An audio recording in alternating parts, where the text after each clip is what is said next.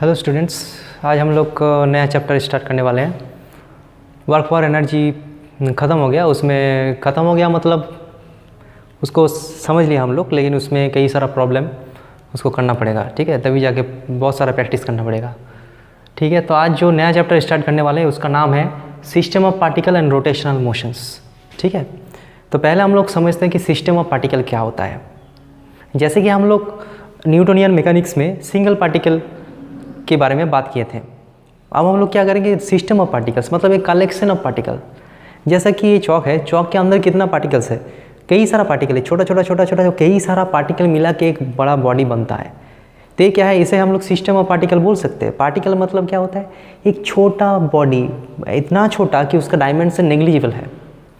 ठीक है, लेकिन ये क्या है, ये नेग्लिजिबल नहीं है डायमेंशन। इसके अंदर क्या है, कई सारा पार्टिकल्स का कलेक्शन है ये, इसीलिए हम लोग इसे क्या कह सकते हैं, सिस्टम ऑफ पार्टिकल्स। ओके, तो किसी भी बॉडी जो हम लोग रियल लाइफ में देखते हैं वो क्या होता है, वो पार्टिकल नहीं होता है, वो क्या होता है, सिस्टम ऑफ पार्टिकल्स होता है। एक बॉडी होता है जो क्या होता है, सिस्टम ऑफ पार्टिकल से बना हुआ होता है। तो सिस्टम ऑफ पार्टिकल्स का एक एग्जाम्पल है रिजिड बॉडी। जो हम लोग स्टडी करेंगे उसका नाम क्या है, रिजिड बॉडी। ठीक है, रिजिड बॉडी का मतलब क्या होता है, रिजिड। रिजिड मतलब जिसका शेप हम लोग इजीली चेंज नहीं कर सकते। ये हम लोग क्लास में पढ़ चुके हैं 9-10 में और पिछले क्लास में। लेकिन यहाँ पे रिजिड बॉडी को हम लोग थोड़ा सा अलग से देखेंगे कि रिजिड बॉडी क्या होता है। रिजिड बॉडी वो बॉडी होता है, distance between any two particle remain same, जिसके अंदर कोई भी दो पार्टिकल तुम ले लो उसका बीच का डिस्टेंस चेंज नहीं होगा। रिजिड बॉडी का मतलब क्या होता है, मान लेते हैं कि रिजिड बॉडी के बारे में बात कर रहे हैं, मान लेते हैं कि डस्टर है। रिजिड बॉडी मतलब यहाँ पे एक लाइन दिया और यहाँ पर लाइन दिया, तो यहाँ पे एक पार्टिकल है, यहाँ पे एक पार्टिकल से, ए पार्टिकल और ए पार्टिकल के बीच में डिस्टेंस अगर चेंज नहीं होता है, तुम कुछ भी कर लो तो वो क्या होगा, रिजिड बॉडी कहलाएगा। इसको रोटेट करो, इसको ऊपर फेंको, इसको पॉकेट में रखो, इधर करो उधर करो, लेकिन इसका डिस्टेंस चेंज नहीं होना चाहिए। तो कोई भी दो पॉइंट, सिर्फ ये दो पॉइंट नहीं, ए पॉइंट और ए पॉइंट एनी दो पॉइंट, तो कोई भी दो पॉइंट के बीच का डिस्टेंस अगर चेंज नहीं होगा, आप कुछ भी कर लो, तो वो वाला जो पार्टिकल है मतलब बॉडी है उसको क्या नाम क्या है, रिजिड बॉडी। समझ में आ गया। अब रिजिड बॉडी में क्या क्या मोशन हो सकता है, इसके बारे में हम लोग थोड़ा सा जानेंगे कि मोशन जो होता है तो वो कितने टाइप का मोशन हो सकता है रिजिड बॉडी में। ठीक है, तो पहले हम लोग समझते हैं कि ट्रांसलेशनल मोशंस, उसके बाद हम लोग समझेंगे रोटेशनल मोशंस। तो ये जो ट्रांसलेशनल मोशन है, इसका आगे एक वर्ड है प्योरली ट्रांसलेशनल मोशंस। तो प्योरली ट्रांसलेशनल मोशन किसे कहा जाता है, अच्छे से डेफिनेशन को देखना। Velocity of all the particles at a particular instant is same. कोई भी इंस्टेंट में, एक पर्टिकुलर टाइम में, एक बॉडी के अंदर, या फिर हम लोग बोल सकते हैं कि एक सिस्टम ऑफ पार्टिकल में जितना भी पार्टिकल्स है सबका वेलोसिटी अगर सेम है तो हम लोग बोलेंगे कि उसका मोशन क्या है, प्योरली ट्रांसलेशनल मोशन। तो प्योरली ट्रांसलेशनल मोशन किसे कहा जाता है, एक पर्टिकुलर इंस्टेंट में एक बॉडी का सभी पार्टिकल का वेलोसिटी अगर सेम है तो हम लोग बोलेंगे कि प्योरली ट्रांसलेशनल मोशंस। अब यहाँ पे कैसे ट्रांसलेशनल मोशन मतलब क्या है, एक कन्फ्यूजन यहाँ पे होता है। लोग बोलते हैं ये ट्रांसलेशनल मोशन है क्या, हाँ ट्रांसलेशनल मोशन है। ये ट्रांसलेशनल मोशन है क्या, हाँ ट्रांसलेशनल मोशन है। कैसे, ये जब ऐसे जा रहा है तो इसका ए पार्टिकल, हर एक पार्टिकल का वेलोसिटी क्या है, सेम है। अलग अलग हो सकता है क्या, ये तो रिजिड बॉडी है ना, ये जितना वेलोसिटी में जाएगा ये भी जाएगा, और ऐसे जा रहे हैं मतलब सबका वेलोसिटी सेम है। वेलोसिटी का मैग्नीट्यूड भी सेम होना चाहिए, डायरेक्शन भी सेम होना चाहिए, क्योंकि हम लोग वेलोसिटी की बात कर रहे हैं। वेलोसिटी क्या है, वेक्टर क्वांटिटी। तो देखो ये पार्टिकल, यहाँ पे जो पार्टिकल वो इधर जा रहा है और यहाँ पे जो पार्टिकल वो भी इधर जा रहा है, यहाँ पे रहने वाला हर एक पार्टिकल सब इधर जा रहा है, तो मतलब हर एक पार्टिकल का वेलोसिटी क्या है, सेम है। मतलब ये क्या है, ट्रांसलेशनल मोशन। ये क्या मोशन है, ट्रांसलेशनल मोशन। ये क्या मोशन है, ट्रांसलेशनल मोशन। ये क्या मोशन है, रोटेशनल या ट्रांसलेशन। ये भी क्या है, ट्रांसलेशनल मोशन ही है। रोटेशनल मोशन है कि नहीं वो बाद में देखेंगे, अभी ट्रांसलेशनल मोशन के क्वालिफिकेशन है कि नहीं इसके अंदर वो देखना चाहिए। देखो इसको लोग क्या कहेंगे, वो रोटेशनल मोशन, ये तो रोटेशन हो रहा है, नहीं ये ट्रांसलेशनल मोशन। देखो यहाँ पे जब जा रहे हैं, बॉडी ऐसे जा रहा है, यहाँ पे जब जा रहे हैं तो सब पार्टिकल्स एक ही ओर जा रहा है, मतलब सब पार्टिकल का वेलोसिटी सेम है, इधर है। अब इधर जा रहे हैं तब सब पार्टिकल का वेलोसिटी अलग है, लेकिन वो क्या है, सेम है। यहाँ पे और यहाँ पे वेलोसिटी अलग हो सकता है, लेकिन एक पर्टिकुलर टाइम में यहाँ पे जो है बॉडी, अगर यहाँ पे एक पर्टिकुलर टाइम में, तो इसका जो जितना मेंबर है सबका वेलोसिटी सेम होना चाहिए।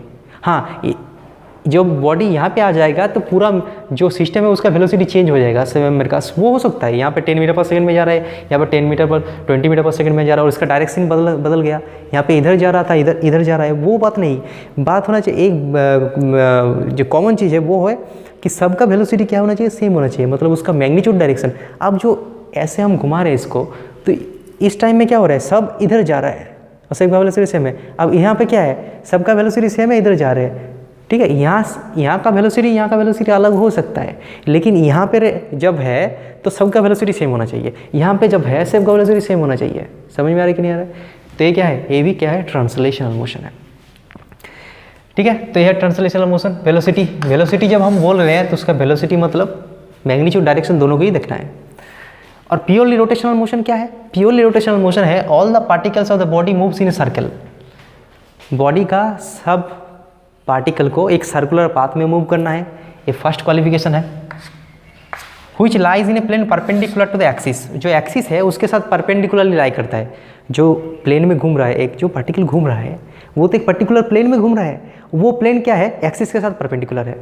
और फाइनल क्या है, its centre is on the axis, उसका सेंटर क्या होना चाहिए, एक्सिस में होना चाहिए। जैसे कि मान लेते कि ये एक्सिस है, इसके चारों ओर ये बॉडी घूम रहा है, ठीक है। अब देखो ये क्या है, ये ट्रांसलेशन है या रोटेशन है? ये रोटेशन नहीं है। क्यों नहीं है? देखो यहाँ का जो पार्टिकल्स है अच्छे से देखना, यहाँ पे कितना डिस्टेंस पे है, मान लेते 2 सेंटीमीटर। अब ये इधर घूमेगा तो यहाँ पार्टिकल कहाँ पे आ गया, यहाँ पे आ गया, मतलब इसका कोई सर्कुलर मोशन नहीं हो रहा है। सर्कुलर हो रहा है क्या? सर्कुलर मतलब क्या है? सर्कुलर मतलब एक पर्टिकुलर पार्टिकल का डिस्टेंस सेम होना चाहिए, एक रेडियस होना चाहिए। यहाँ पे रेडियस हो रहा है क्या? नहीं हो रहा है। देखो यहाँ पे डिस्टेंस इतना है, मतलब इस पार्टिकल का जितना डिस्टेंस है वो जब इधर चला जाएगा तो पार्टिकल का डिस्टेंस किधर हो गया, यहाँ पे पार्टिकल है तो इतना ज़्यादा हो गया, पहले इतना था इतना, मतलब ये सर्कुलर मोशन हो ही नहीं रहा है, तो यहाँ पे सर्कुलर मोशन नहीं है, ठीक है। ये सर्कुलर मोशन हो सकता है, ये भी नहीं होगा, ठीक है।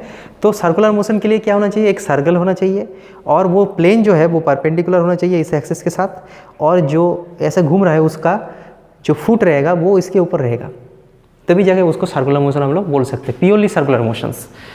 तो purely rotational motion translational motion हो गया, प्योरली रोटेशनल मोशन होगा। समझ में आ गया?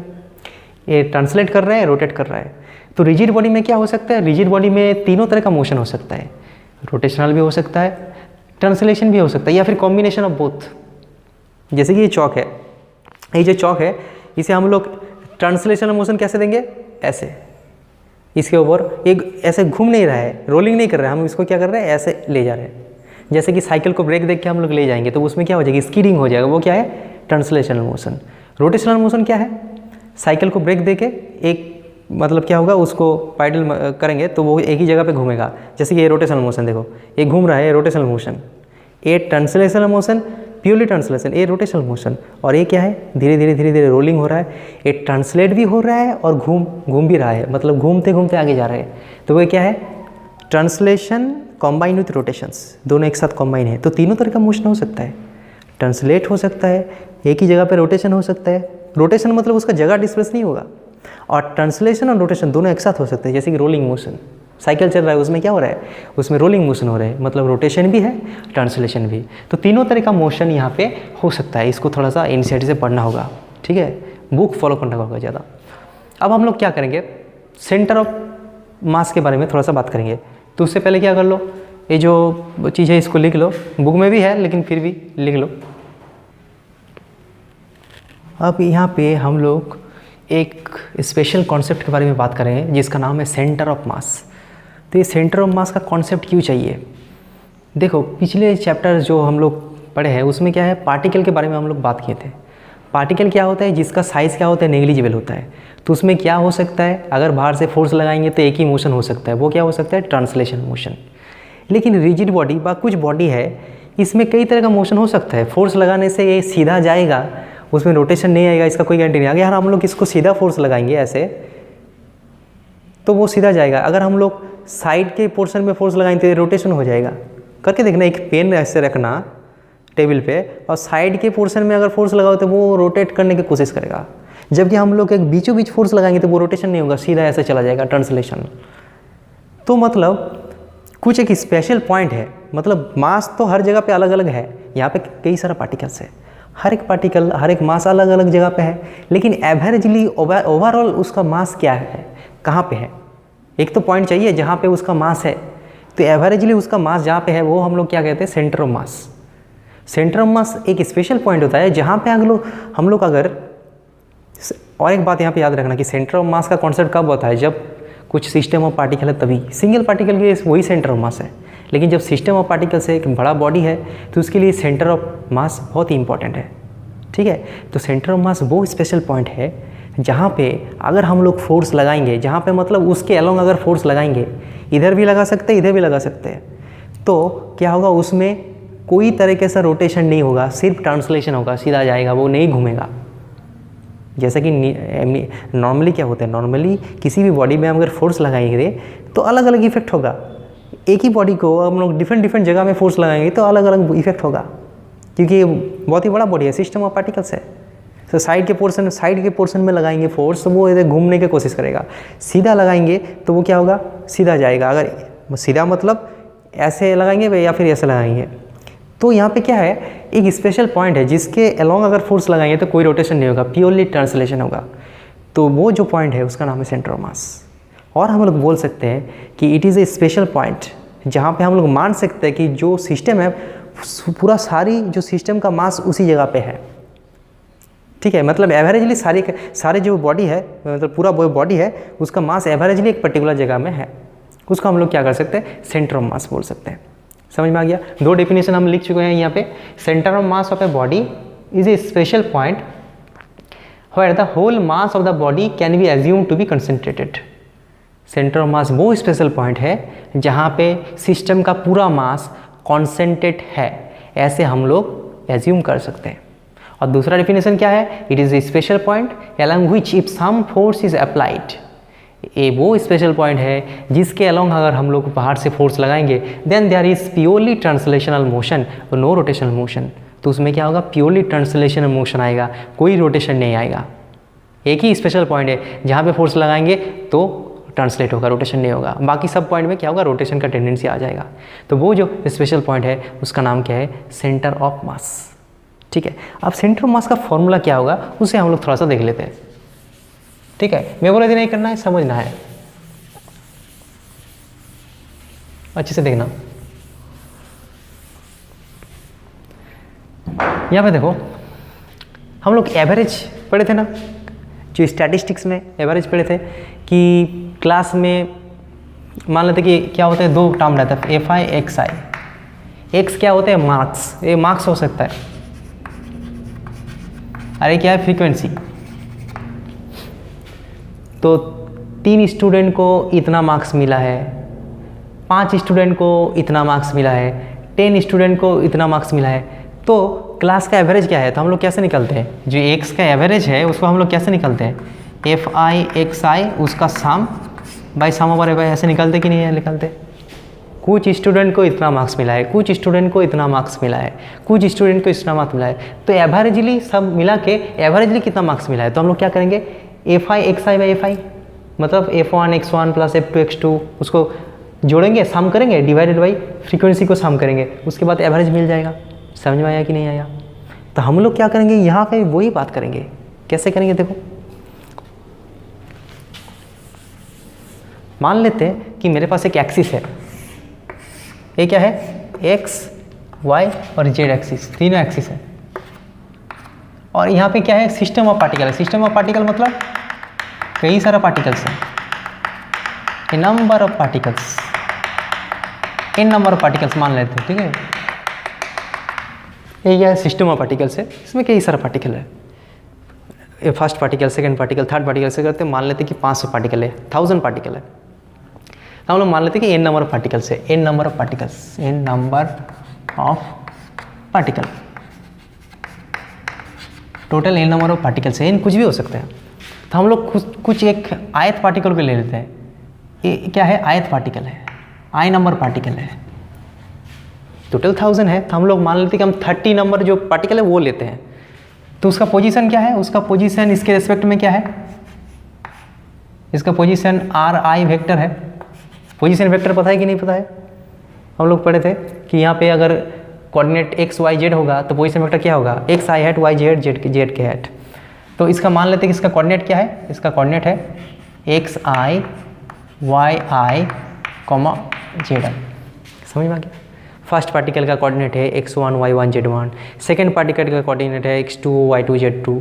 मतलब कौन सा पार्टिकल कहाँ पे है वो हम लोग कैसे बोलते हैं ग्राफ में, कोऑर्डिनेट देके। तो यहाँ पे भी कोऑर्डिनेट देके बोलते हम लोग आयत पार्टिकल ले लिए, इसीलिए क्या हुआ x i y z i. और उसका मास क्या है, उसका मास मान लेते हैं एम आई है आयत पार्टिकल के, m1 है, सेकेंड का m2 है, तो आयत पार्टिकल का एम आई है।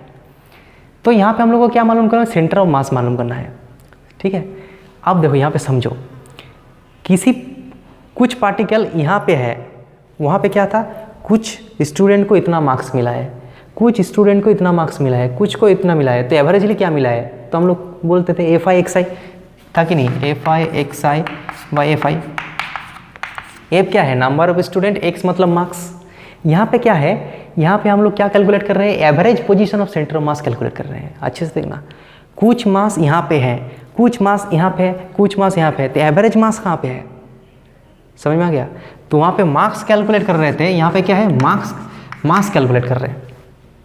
और वहाँ पे नंबर ऑफ स्टूडेंट है जो फ्रीक्वेंसी था, यहाँ पे क्या है, यहाँ पे कुछ मास यहाँ पे है ना, सॉरी यहाँ पे हम लोग एक्स ही कैलकुलेट कर रहे हैं, लेकिन वो है पोजीशन कैलकुलेट कर रहे हैं। वहाँ पे मार्क्स की जगह हम लोग पोजीशन आ जाएगा और फ्रीक्वेंसी की जगह क्या आ जाएगा, मास आ जाएगा। आएगा कि नहीं आएगा,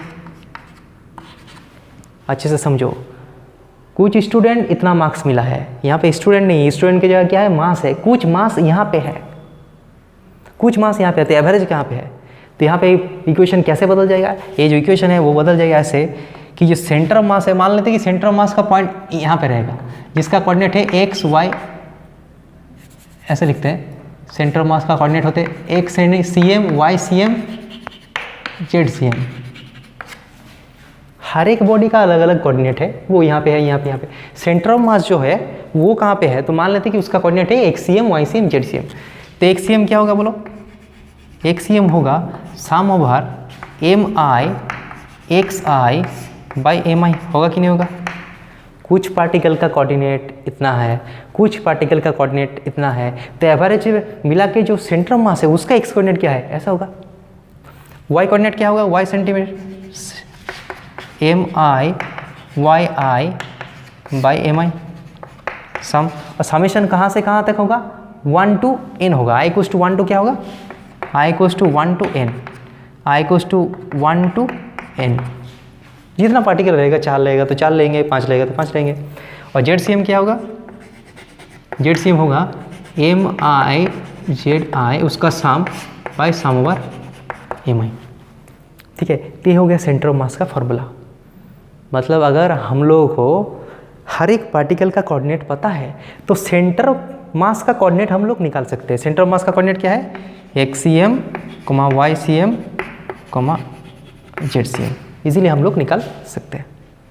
ठीक है, तो हम लोग इसके ऊपर एक एप्लीकेशन देख लेते हैं कि हम लोगों के पास क्या है,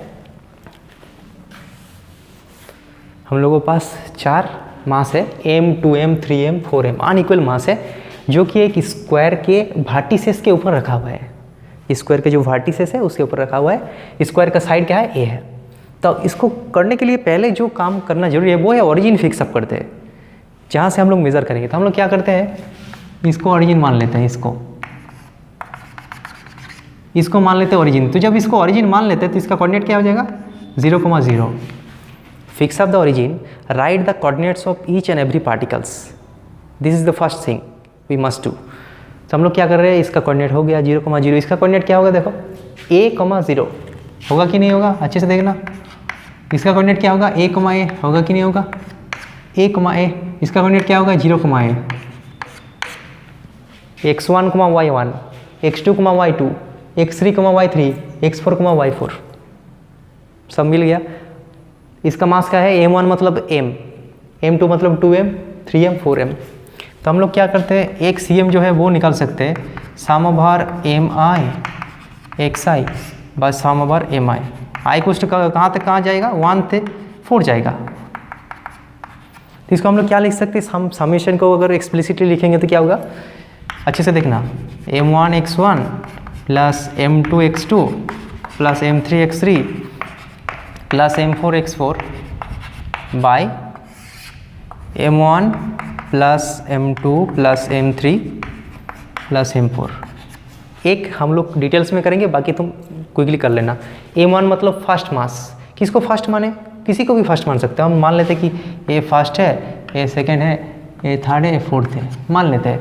तो फर्स्ट मास कितना है बोलो? m1 मतलब m, उसका एक्स कोऑर्डिनेट कितना है? 0 है, प्लस m2 कितना है? 2m, उसका एक्स कोऑर्डिनेट कितना है? a है।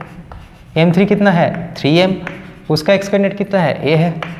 m4 कितना है? 4m, उसका एक्स कोऑर्डिनेट क्या है? 0 है। और सब मिला के क्या है? m 2m 3m 4m, m plus 2m plus 3m plus 4m। देखो ये टर्म और ये टर्म तो 0 हो जाएगा, तो 2m है और 3m है, 5m है बाई 10m, तो m कैंसिल हो जाएगा, a/2 आंसर आ जाएगा। मतलब सेंटर ऑफ मास का एक्स कोऑर्डिनेट क्या होगा? a/2 होगा। ये हो गया एक्स cm। वाई cm कैसे निकाल सकते हैं? देखो वाई cm जब हम निकालेंगे, इसको पॉज कर देख लेना, ठीक है? तो हम लोग क्या करेंगे, डायरेक्ट करेंगे। देखो कैसे करते हैं। Y cm is equals to sum over mi yi i equals to 1 to 4 by sum over mi i equals to 1 to 4। अब देखो हम लोग अब क्या लिखेंगे, उतना डिटेल्स में नहीं लिखेंगे। एम आई वाई मतलब m और y का प्रोडक्ट सम करना है, तो mi yi m इंटू 0, मास कितना है? 2m, y कोऑर्डिनेट कितना है? 0, तो 2m into 0, 3m comma a y coordinate, 4m comma a y coordinate, by कितना होगा? 10m, तो ये तो 0 हो गया। 3m है, 4m है, 7m है, सो क्या हो जाएगा? 7ma बाई 10m, मतलब 7/10a। तो एक cm मिल गया, y cm मिल गया, तो आंसर क्या लिखेंगे? आंसर यहाँ पे ऐसे लिखेंगे कि सेंटर ऑफ मास का कोऑर्डिनेट है xcm, ycm बराबर कितना? a/2, 7a/10। देखो सेंटर ऑफ मास बीच बीच में है क्या? इसका कोऑर्डिनेट कहाँ पे है बोलो? तो a/2 मतलब x कोऑर्डिनेट यहाँ पे a/2 और 7a/2 मतलब 0.7, मतलब लगभग ये 0.5 है, ये 0 ऐसे कुछ जगह में सेंटर ऑफ मास मिलेगा। सेंटर ऑफ मास बीच में क्यों नहीं मिला? क्योंकि सबका मास इक्वल है क्या? नहीं है। सबका मास अगर इक्वल होगा तभी जगह बीच में आ सकता है, क्योंकि सबका मास इक्वल नहीं है, ज़्यादातर मास ऊपर की ओर है, तो सेंटर ऑफ मास भी ऊपर की ओर चला जाएगा। इसको याद रखना है। सेंटर ऑफ मास किधर शिफ्ट ज़्यादा होता है? जिसका मास जिधर ज़्यादा है वो एवरेजली उधर शिफ्ट हो जाता है। समझ में आया ना? तो ऐसे हम लोग सेंटर ऑफ मास को कैलकुलेट कर सकते हैं। और एक हम लोग प्रॉब्लम दे रहे हैं, वो घर में करना। इसको मुझ देते हैं, इसको पॉज करके देख लेना। देखो यहाँ पे एक ट्राइंगल है, इक्विलेटरल ट्राइंगल। क्या ट्राइंगल? Equilateral triangles. तो इसका साइड ए है, ए है, ए है, मास दिया यहाँ पे m मास दिया हुआ है, 2m यहाँ पे 3m ऐसा कुछ दिया हुआ है, ठीक है? तो यहाँ पे पूछा गया कि सेंटर मास कहाँ पे है, तो हम लोग पहले क्या करेंगे, इसको ओरिजिन लेंगे।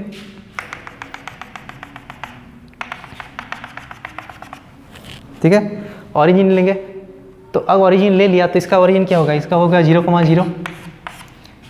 इसका क्या होगा? इसका होगा, इसका क्या होगा? देखो a/2, ए पूरा ए है तो आधा है, a/2 है, a/2 कितना कैलकुलेट करना है। इसका वैल्यू क्या होगा वो लिख सकते हैं, a,0 है। ए वाला क्या होगा?